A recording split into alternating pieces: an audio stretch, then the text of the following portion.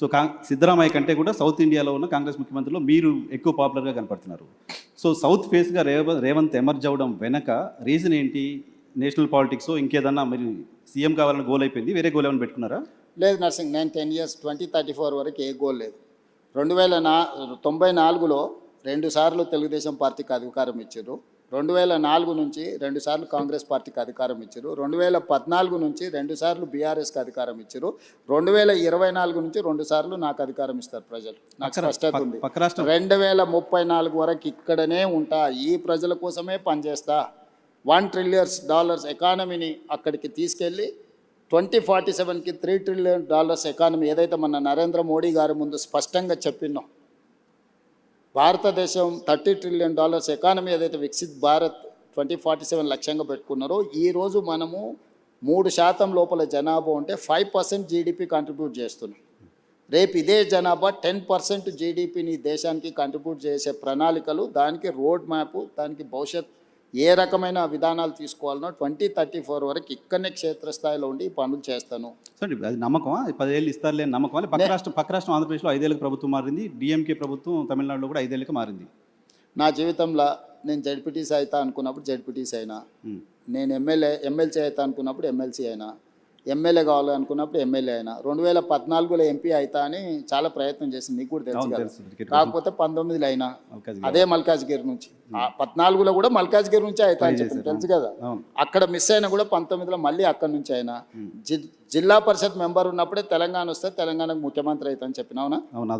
నీతో చెప్పిన కదా, నీకు గుర్తుంది కదా.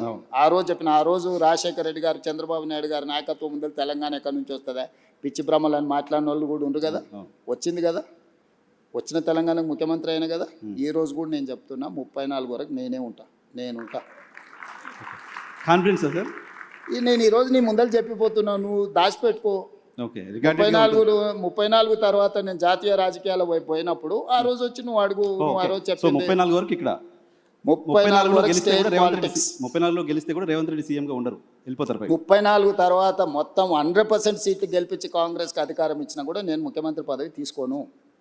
నేను తర్వాతి తరానికి బదిలీ. చాలా పెద్ద స్టేట్మెంట్ ఇస్తున్నారు సార్. పెద్ద స్టేట్మెంట్ నీకు చెప్తున్నా, అందుకే నీకు చెప్పాలని నీకు చెప్తున్నా. ఓకే, ఎందుకంటే నీకు ముఖ్యమంత్రి అని చెప్పిన రోజు నువ్వు ఆశ్చర్యపోయినావు, అది ఎట్లా సాధ్యం, జడ్పీటీసీ ముఖ్యమంత్రి అవుతాడా అని. ఆశ్చర్యం పోలే, మేము అనుకున్నాం కదా, మాట్లాడుకున్నాం చాలా సందర్భాల్లో. రోజు ఎవరైనా ఒక జడ్పీటీసీ ఇండిపెండెంట్గా గెలిచి రాష్ట్రం వస్తే నేను ముఖ్యమంత్రి అవుతా అంటే ఎవరైనా నమ్ముతారా? నమ్మరు కదా. సో ఇది నోట్ చేసి పెట్టుకోవచ్చు. 34 తర్వాత రేవంత్ రెడ్డి తెలంగాణ. ఈ రోజు మాట్లాడే ప్రతి మాట నువ్వు దాచిపెట్టుకోని లైబ్రరీలో, నీకు అవసరమైనప్పుడల్లా చూసుకో.